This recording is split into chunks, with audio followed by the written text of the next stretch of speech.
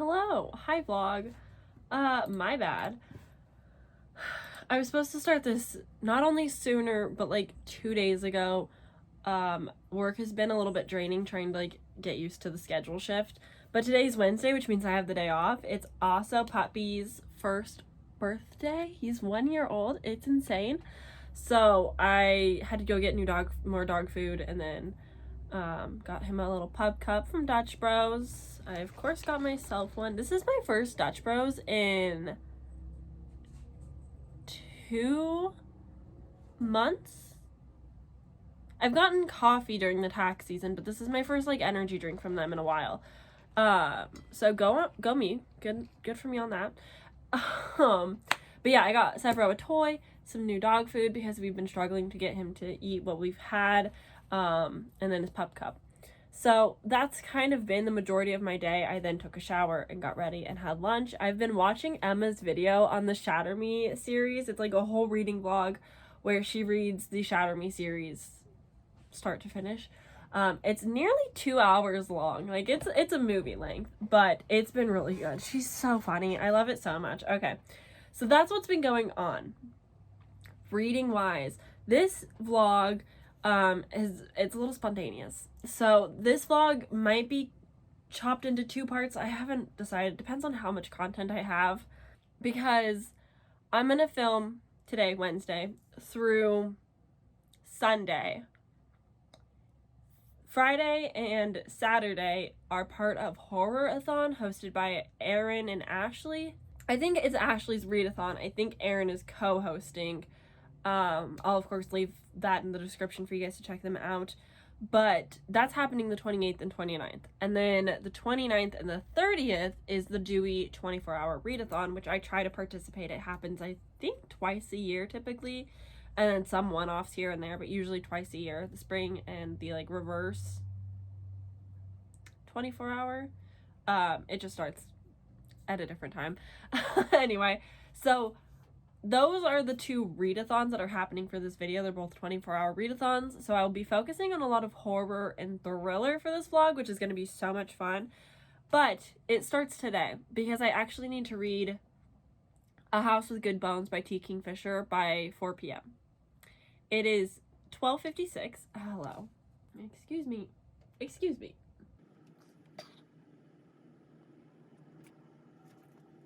So like I was saying, it's 12:56, and so I have to finish A House with Good Bones by 4 because Riveting Reads, Sav, is doing her book club live show. So I want to be prepared for that because I can. So that's kind of my plan for right now. I have to finish it. It's 7 hours long at 2 times speed. That's 3.5 hours.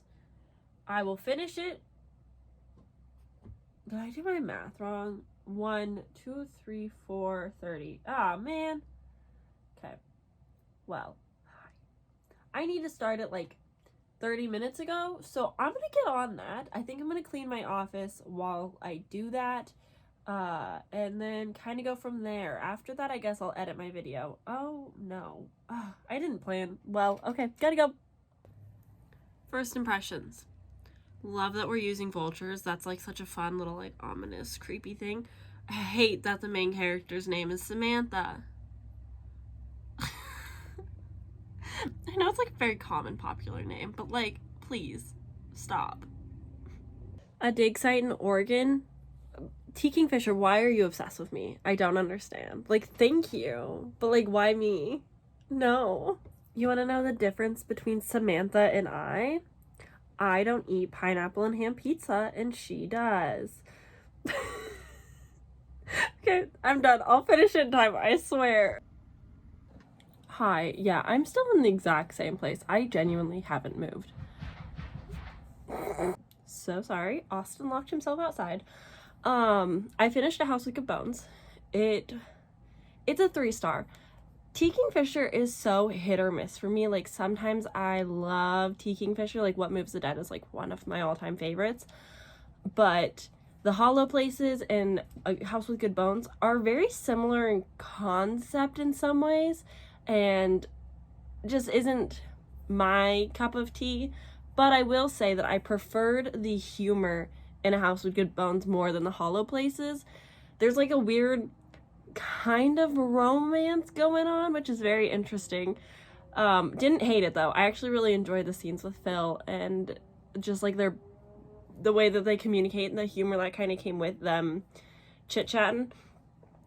The main character, her name is Sam. She's plus size, so every once in a while, things about her weight would be thrown around and she would be saying like self-deprecating like things. But at the same time, if somebody else called her fat, she's like, no duh, haha, like that doesn't hurt me. And so it was a little bit weird there, but I like that there's just like representation, like she's just a quirky gal. She's so quirky though. Almost to a fault. It's written in first person. Sometimes it felt like the fourth wall was breaking a little bit, where like we were being told something as if like it was a memoir kind of thing, like, oh yeah, and then this happened, but you're like, why would you say that in your own head type of thing. But I'm gonna butcher it. I'm not even gonna attempt. Basically, Sam studies bugs, so she's got this like great knowledge of bugs and cares a lot about them. Not my personal cup of tea, but there were some scenes, like the ladybug scene. It's a little like, ugh. It's not creepy, it's not scary, but it is a little like, ugh, oh no, I don't like it, you know? There were a few scenes that I really enjoyed, mostly the scenes with Phil, like the roses and the ladder, like that was a funny scene. But I didn't feel quite as disturbed as much as I was wanting. It wasn't super creepy or horrific, not super scary. I do appreciate there being a horror story that like has vultures in it, because I think that like makes for a unique story, but I don't feel like they were utilized very much. It's more like an omen, which is fine, but I would have wanted to see a little bit more from that. But I really liked Hermes. Hermes was so cool. Gail was nice. It definitely feels more like contemporary with like a side of paranormal house vibes, but I did enjoy it. It was a very quick read, luckily, but it wasn't amazing. It didn't like make me feel scared or anything. So yeah, just a 3-star read. Now I'm hanging out. Still, Sav is live Sav is doing live reading sprints on her channel with Kaylee and Riley and Erin, and so I'm hanging out there. I'm going to be reading. I think I still have to go grab it, but I think I'm gonna move on to the writer's retreat because the live show is on Saturday and I would really like to finish that. But the thing is, I'm supposed to finish like 4 books today because I'm like behind on my reading. So I need to finish 2 novellas, the audiobook, which is put into one, so that should be fine. And then I can also listen to it tomorrow. It's just, I'm not interested. And then I also need to finish The Adventures of Amina Al-Sarafi.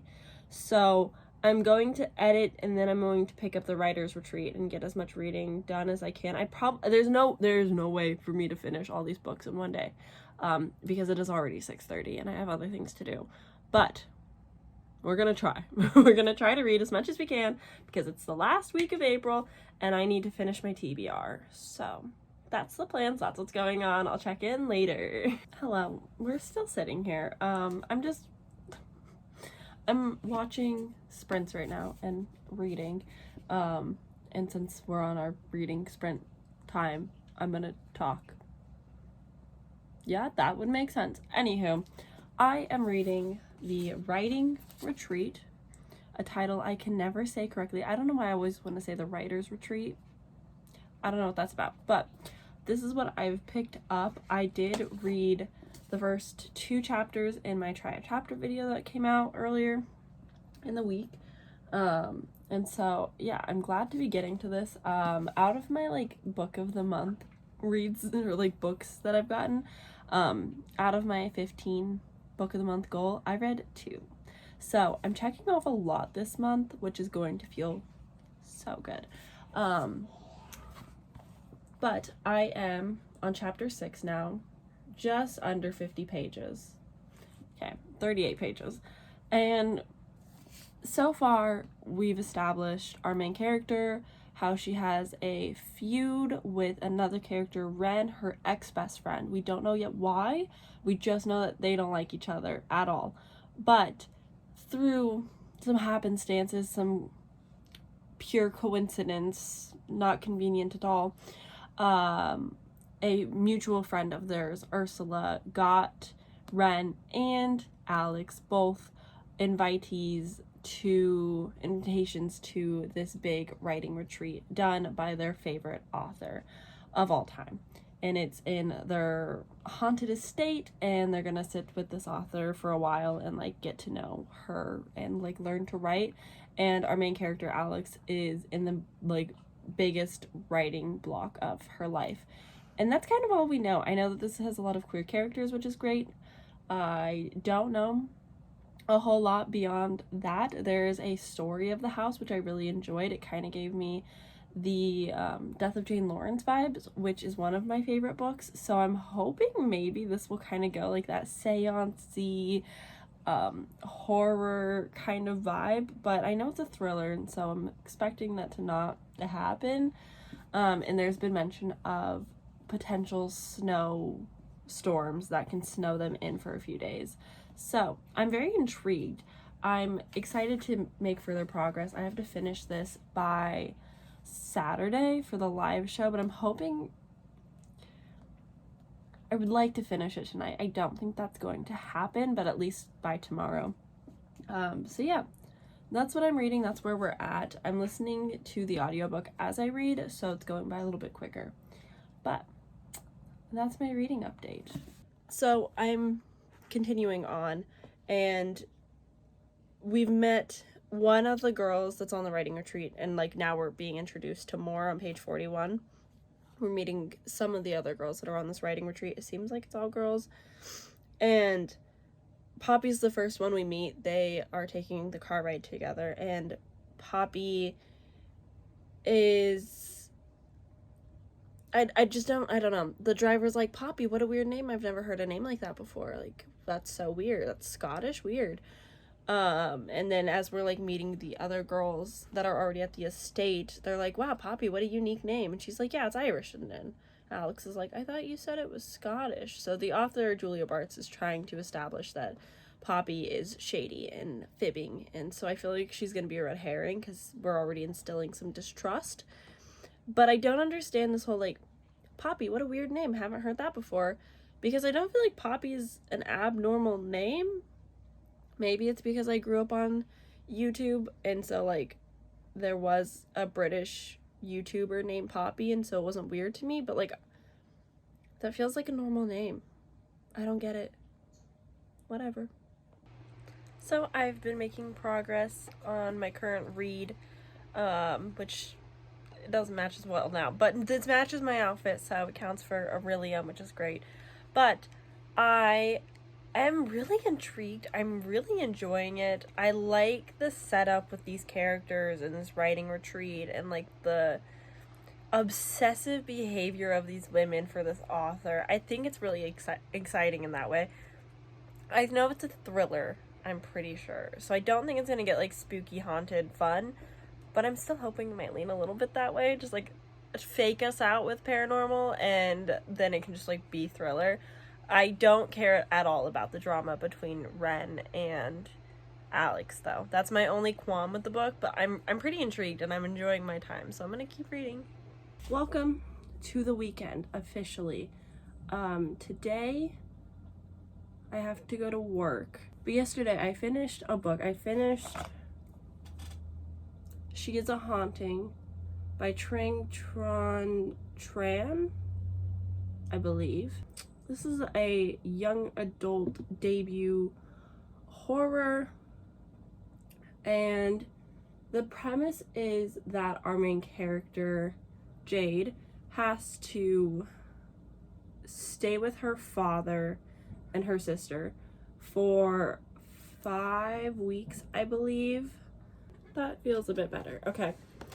So Jade has to not move with, but stay with her father for 5 weeks because she needs money for college, and she doesn't want to keep burdening her mother So her dad is offering to help so long as she stays with him for 5 weeks to build a website for the French colonial house in Vietnam that he is turning into an Airbnb.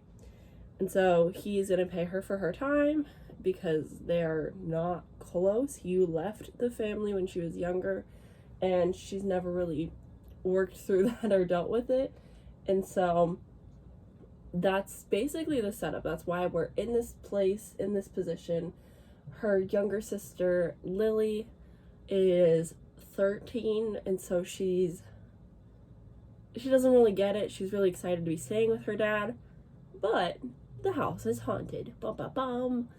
And so they're staying in a haunted house, but nobody believes Jade. And so Jade pulls a couple pranks with her new friend, Florence.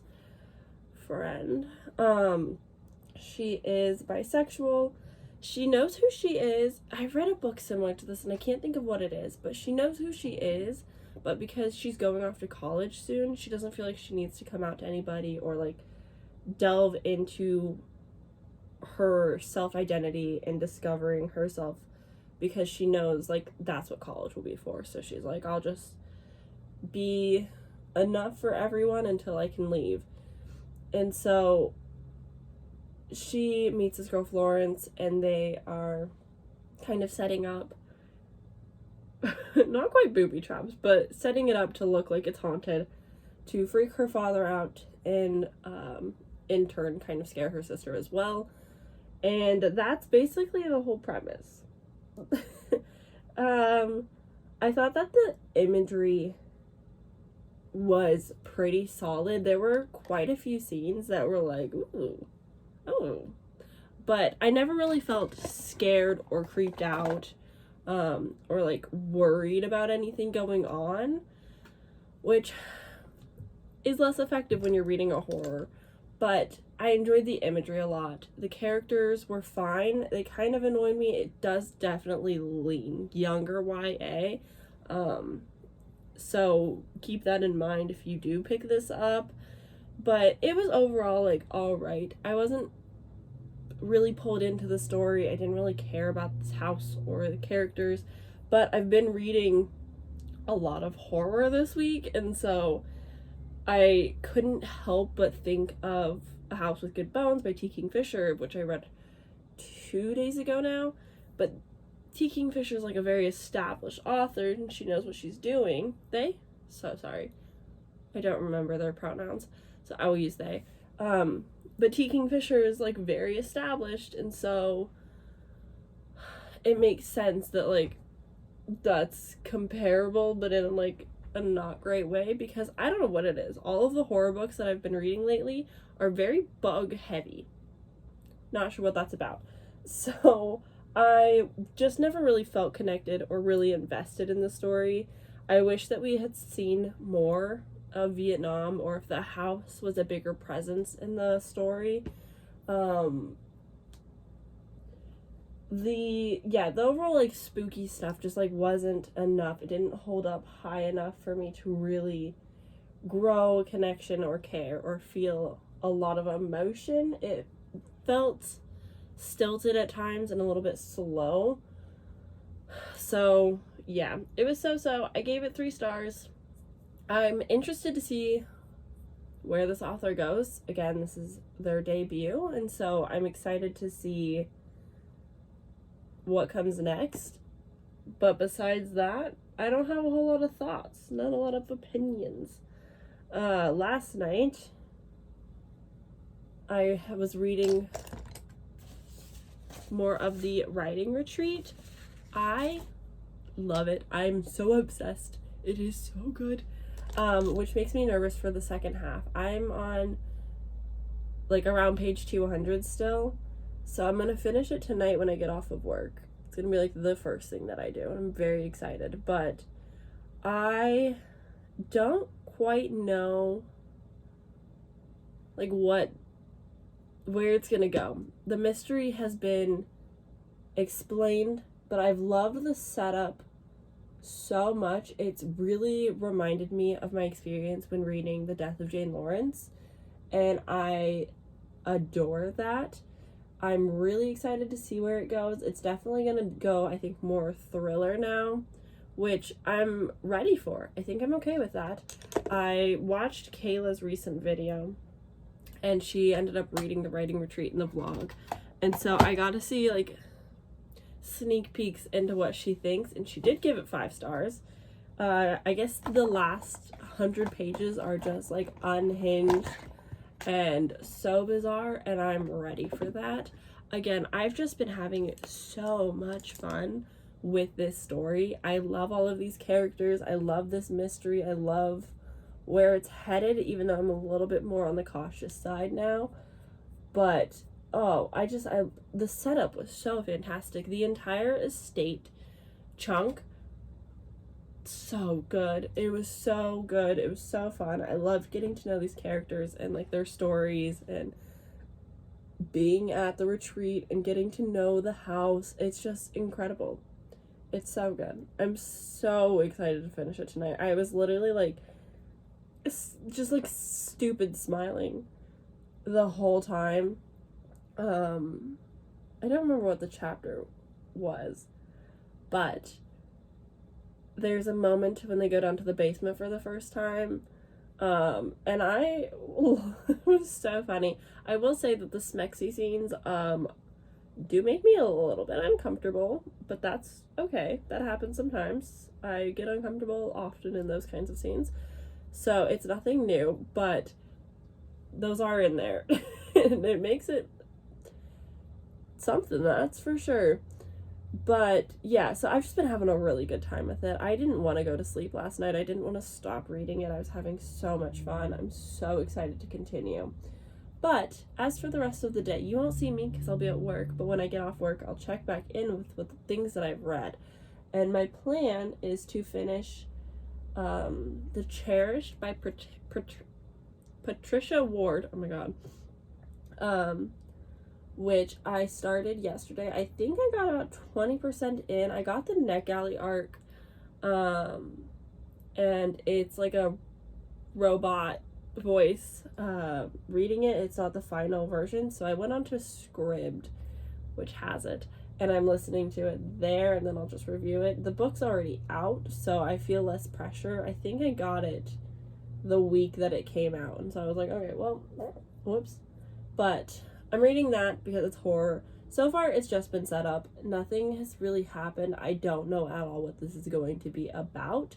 So it's kind of just been set up to get to know the characters. Our girl is, I think, 17 or 16, and her grandmother recently died and gave her the estate. And her mom, it's her grandmother on her dad's side, who she hasn't seen in a while. There's some kind of trauma there. We're not sure. And then her mom and her mom's new husband, or at least boyfriend, who are very like anti this house, anti this town, anti these people, wants nothing to do with it. But the lawyer's like, sorry, she has to keep the house until she's 18, and then she can make that decision if she wants to sell or keep it. But she can't make that decision yet. And so she's supposed to like stay at the house and take care of someone or something, as well as take care of the house and like provide work for the people in this town. And she's like trying to figure out how she's gonna get away from her mom so that she can go to college and like be her own life. Yeah, that feels like the whole setup. So we're gonna be in, I think, a spooky house, which I'm really excited for because that's kind of been my vibe this week. And then after that, I will be listening to Jawbone by Monica Ojeda, I think. So sorry if I butchered that. I don't remember. I will look up pronunciations later. But that's the horror-a-thon buddy read. And since today kicks off horror-a-thon, it only makes sense that I also start the buddy read today. So those are kind of the reading plans for whilst I am at work. I'm going to finish those 2 audiobooks, and then come home, read the writing retreat, and then we'll kind of go from there. But I'm really excited about all of these things. They haven't necessarily been like wins. Like T. Kingfisher was also 3 stars, but I am feeling real hopeful. I think because I'm such on like a book high right now from the writing retreat, because when I tell you I'm obsessed, I am obsessed. So I'm just very excited to continue with that later tonight. Like no book's gonna bring me down. So that's kind of the plan. And then I will check in with you guys, yeah, when I get off of work. So I'll see you guys later.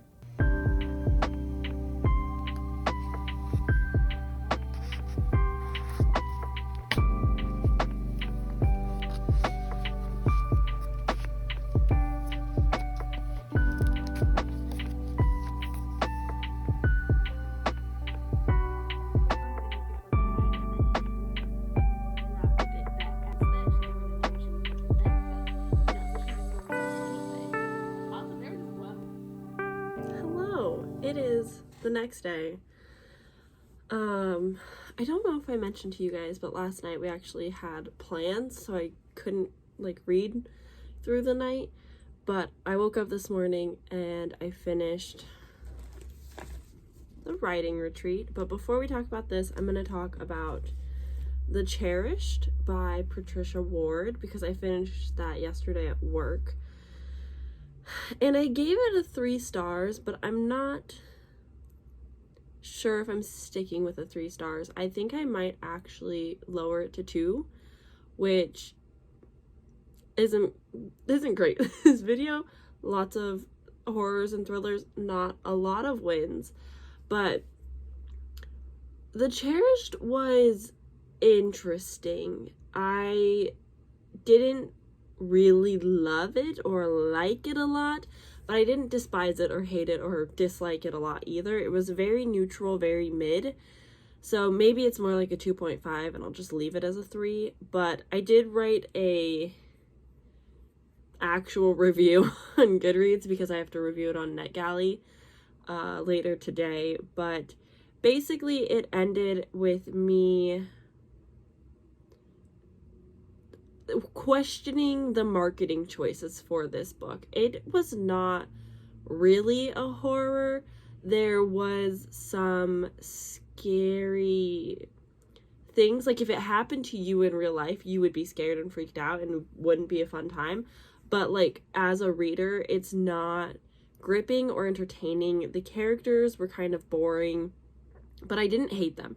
And a lot of people really hated the characters. I thought the small town and the people who lived in the small town were actually really interesting, and this like weird mysterious community of everyone knows things but no one talks about things, I thought was actually really interesting and cool. The twist was not what I was expecting, and some reviews mention it, but I don't think it's in the synopsis, so I'm not going to say it because I don't want to spoil, so just be careful if you're reading reviews. Some people know the promise of this book and that draws them in. I think if you like fantasy, literary fantasy, you could maybe enjoy this a bit more if you're like wanting to dip your toes in to a horror without really committing, because it's not really horror, it's not really scary, but I get it, like the character was scared. It's scary for the people in the book, so whatever. So overall, what is this about? I should probably tell you. We are following our main character, Joe, who is given a letter from her recently deceased grandma saying, hey, bud, you have the house and all of the things that go with it, including taking care of this one child and something that isn't really explained, and she doesn't know what it means. And her mom's like pregnant with their 2nd or 3rd kid with her new husband, and she's got like, our main character Joe has a lot of like daddy issues because her dad passed away, and so they go to the house and they're getting like ready to basically talk to realtors and plan getting the house sold when Joe turns 18. She's not allowed to until she's 18. This is young adult. She's like 16, I think. So that was a little bit meh for me, but basically the people that live there are like, how dare you sell? Like, the will says you cannot sell. Like, that's not the intent. That's not why it was given to you.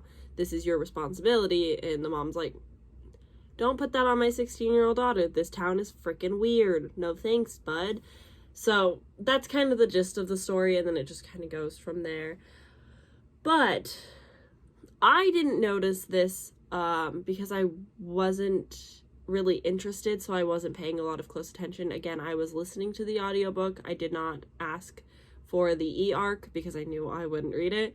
So I only had the audiobook, and I missed a lot of what happened in the beginning because, again, I just didn't care, and so I wasn't really hooked and invested on each word. And it's been brought to my attention by reading other reviews that it is incredibly just laced in dumb, harmful statements. Just about all of the ists you can think of are in here. It's a bit racist, it's a bit sexist, and it does not handle mental health well. There are some off-topic, randomly stated things in the first couple chapters that don't actually need to be there. I don't know if I missed them because they weren't in the audiobook. Maybe they were taken out for the final copy because of the reviews. I'm not sure, but people have mentioned how it was completely unreasonable to say these things, especially in 2023, like calling people crazy and schizo and so on and so forth, and like the way that the only person of color, one Hispanic man in the town, is described compared to all the other white people. It was a little weird.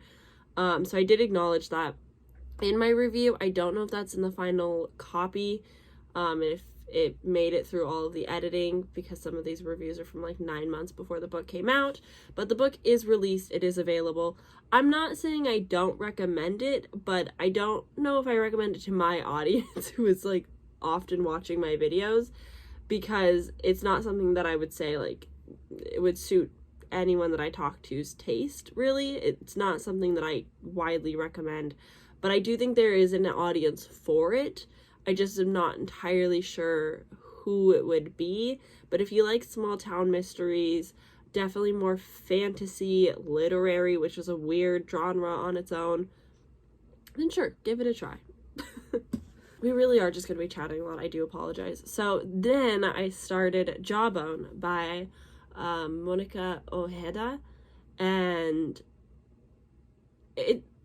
it's something. It's a time. I do not widely recommend this to people because I don't think everyone will like it. It is a very unique but very intentional writing style that a lot of people seem to have issues with. So Jawbone is the horror-a-thon hosted by Ashley over at Ashley's Little Library. And it is the buddy read that everyone's been picking up for the 24 hours. And I was listening to majority of it at work, and then I continued a little bit in the evening, and I will finish it up later today.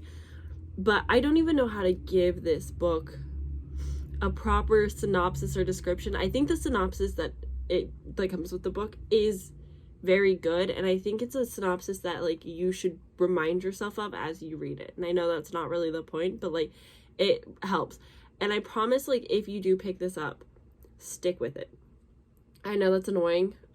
Honestly, if you're obviously having a bad time, like, DNF it, do what you need to do for yourself. But sticking with it will really enlighten what the book is about and where it is going. I'm 90% in, and it wasn't until the point where one of the characters was writing an essay to a teacher that I was like, okay, I'm getting it.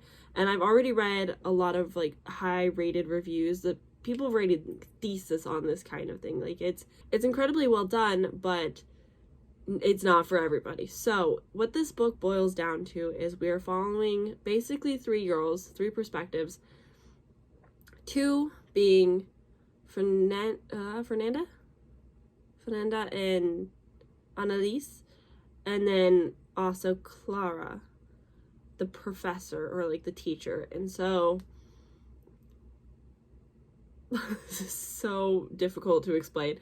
So we have Annalise's chapters where she's kind of like head honcho of this group. Her and her, I think, 5 friends, including Fernanda, like to sneak away to an abandoned building to tell scary stories to each other. And that's kind of where we start with the book. And I really loved that. It was giving dark Sisterhood of the Traveling Pants energy, like spooky, evil stories instead of magical pants. But that's where we start the book. And then we kind of just get to know them and their relationship. And then at some point, Clara kidnaps Fernanda. And you're seeing those chapters in that perspective. And I'm so poorly describing this book. I need to just read you the synopsis later. But just know that it's a very feminist book. It's a very like coming of age about puberty and purity culture and religious trauma. And like there is so much packed into this. I think the author's writing, I personally think, is stunning. I really love her writing. Even though if I was reading it physical, I might be a little bit different. Although I do recommend tandem reading this with the physical book and the audiobook because the writing style is a lot. There's very large chapters and it's intentional. The translator did a good job keeping the intention of the author, and I think that needs to be very specified, specifically stated, because it's the intention. The writing style is that way for a reason, but it is very wordy and repetitive, and it's a lot. It's very dense. So the audiobook helps kind of quicken that pace and get you through it. The audiobook narrator, I think, does a very good job. I've been enjoying it a lot, but it is dense. It's a lot for a story. So I will come back with final thoughts at the end, and I'll probably like read some reviews and like give it the proper ending and conclusion for you guys, because I just don't know how to talk about it truly. But I'm leaning probably a 4 stars on Goodreads, a 3.5, but we'll find out in the end. Finally though, I finished the writer's retreat. I finished this about 2 hours ago. I was just a part of I was in the chat for the live club, and we finished that and talking about it. It was a good time. I love this. I adored this. I thought this was absolutely incredible. I thought it was so fun. I had a lot of fun with this cast of character, and the vibes of the book are so different from the first half to the second half. The first half was spooky manor, girls going to this writing retreat in the middle of this nowhere in a very isolated setting, and there's like this competitive countdown. It was a beautiful setup, and I really loved the setup. And then you get to the second half where you're like, oh yes, I forgot, I am actually reading a thriller and not a horror. And it gets more thrilling, and I really enjoyed where it went. It's not a popular. It's very divisive. People either really like this or really don't like this, and then there's people down the middle. Like, it's all over the board. But I really liked how this just went so unhinged, so campy, so off the rails. It was very Pretty Little Liars-esque towards the end. Kayla compared it to that, and I think that's the perfect way to like put this in a genre that people are familiar with. Like, it is very much Pretty Little Liars, unhinged camp, and I loved it. I loved it so much. This was so much fun. I gave this 5 stars, of course. I really enjoyed this. I thought the characters were great. I thought that it was so unhinged. I think that the ending could have been a little bit better. It wasn't like the best ending, but the rest of the vibes of the book were still so 5 stars that I'm not gonna like lower it just because of the ending. So overall, this was a great time. I'm so glad. This was a big success for the buddy read. This is my book of the month copy, but it doesn't have the little thing, which means I can put it with all my other other literary book club live show books, and I'm very happy about that. Anyway, that's the update. This is very long-winded to tell you about these books, but I'm going to finish Jawbone, and I will come back and go probably a little bit more in depth with that, and then we'll round out this video. So, woo! What's that gonna be? 5 books for this video? That's crazy. That's so wild. Okay, bye. Okay, hey. So, I finished Jawbone, and I am now ready to discuss and close out this 24-hour reading blog. I want to read you the synopsis because I think it does better than what I was trying to do, which was bad. So, Fernanda and Annalise are so close they're practically sisters, a double image inseparable. So how does Fernanda end up bound on the floor of a deserted cabin, held hostage by one of her teachers and estranged from Annalise? When Fernanda, Annalise, and their friends from the Delta Bilingual Academy convene after school, Annalise leads them in thrilling but increasingly dangerous rituals to rhinestoned, Dior-scented drag queen god of her own invention. Even more perilous is the secret Annalise and Fernanda shared, rooted in a dare in which violence meets love. Meanwhile, their literature teacher, Miss Clara, who is obsessed with imitating her dead mother, struggles to preserve a deteriorating sanity. Each day, she edges near a total breakdown with reality, interweaving pop culture references and horror concepts drawn from Herman Melville, H.P. Lovecraft, and anonymous creepypastas. Jawbone is ominous, multivocal novel that explores the terror inherent with the pure potentiality of adolescence and it's the fine line between desire and fear. I suck at reading, but that was the gist. I'm now going to read you a review by Nina the Wandering Reader, who I saw on Goodread, and I think it sums it up well. It's not too long. Like I mentioned earlier, people have like thesis level reviews for this book. A lot of them are in the native language. It is some kind of thing to be said and talked about where translated works, especially, or books from another culture, looking at reviews from Spanish speakers native to the language and the culture. The author is Ecuadorian. 4 and 5 stars across the board, whereas with the more English speakers, it definitely leans 3 and below. Of course, there are always going to be outliers. There's a lot of people who speak English that still really enjoyed this, but there is a lot to say about like cultural differences in books and just like how it's going to come off a little bit differently. But I really enjoyed this review, so I'm going to read it to you really quick. Let me start by saying there's a good chance many will not feel this book is for them for the same reasons I assumed it wouldn't be for me. It's slow-simmering psychological horror with a writing style that many label as pretentious, but that's okay. To each their own. If you're that person, skip this book. But if you're a reader who loves their horror novels to unnerve them while simultaneously having the senses bombarded with symbolic imagery and writing that is both beautiful and vicious, this might be for you. Jawbone follows a clique of wealthy, bored teenage girls who spend a lot of their free time after school hanging out in an abandoned building, telling each other scary stories, and testing the group's durability with dangerous dares, jumping from high places, punching each other in the stomach, strangling one another until unconscious. You know, normal teen girl stuff. The leader of this clique is Annalise, and she is a fearsome creature to behold. A lover of cosmic horror and creepypastas, Annalise invents what she calls the white god, white representing the unsolid canvas, the possibility of corruption, the fathomless fear.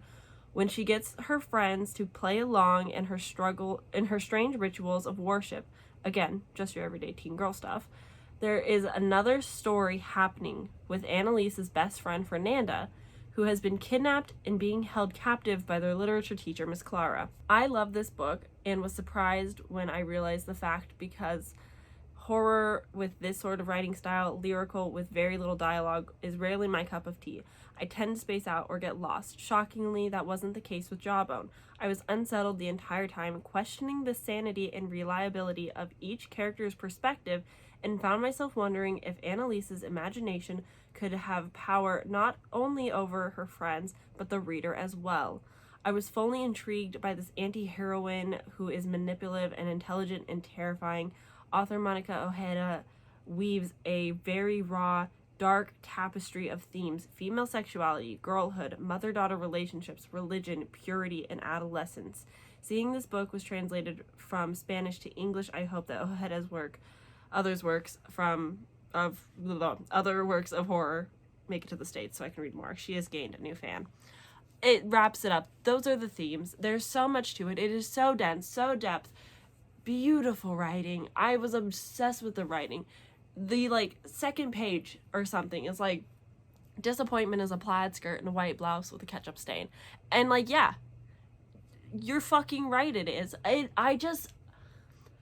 There is so much that I feel towards this, and yet it's nothing that I can comprehend or put into words, but it wasn't, my little pea brain couldn't wrap itself around the concepts enough to give this a 5-star, but, like, it is objectively good, in my opinion, and can something be your opinion but also objective at the same time?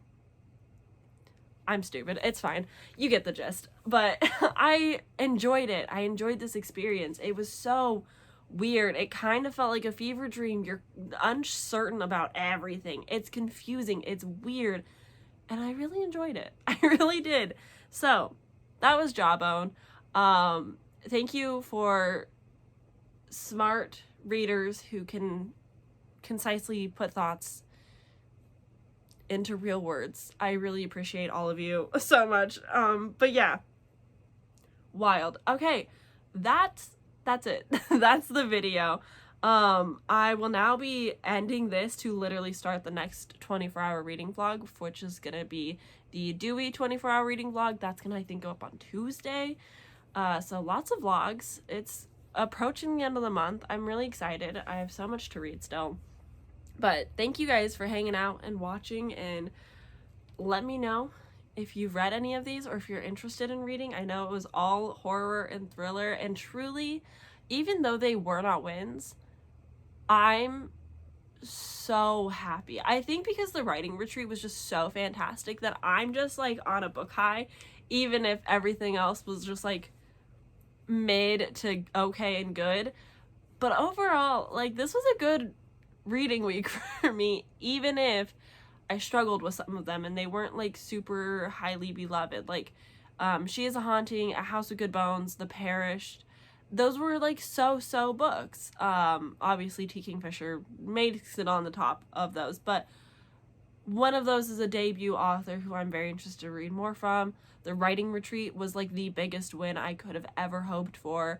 It's nice to continue with T. Kingfisher and slowly figure out where my interests with that author lie, because so far What Moves the Dead is my favorite, and I'm wanting more of that, like the very creepy, a little bit horrific, gory horror from T. Kingfisher. And then The Cherished was just, honestly, that's, like, the loser of the video. Like, so sorry, you suck, in comparison. And then Jawbone, which was just, like, so, we've already discussed, so you know how I feel. But yeah, overall, like, this was a good time, and I'm really pleased to get these books read. Unfortunately, only one of these, I believe, was for Aurelium, which was the writing retreat, because it matched my green shirt enough. So I don't know what I was thinking, but hey, you know, I got stuff read. That's all that matters, right? So, thanks for hanging out. Thanks for watching. I will see you guys in my next video on Tuesday. I hope you have a great reading in May, because it now, oh my god, by the time this, oh my goodness, by the time this goes up, it's the last day of the month. I hope you had a fantastic reading month with all of the readathons and everything going on. But I will see you guys very soon in my next video. Bye!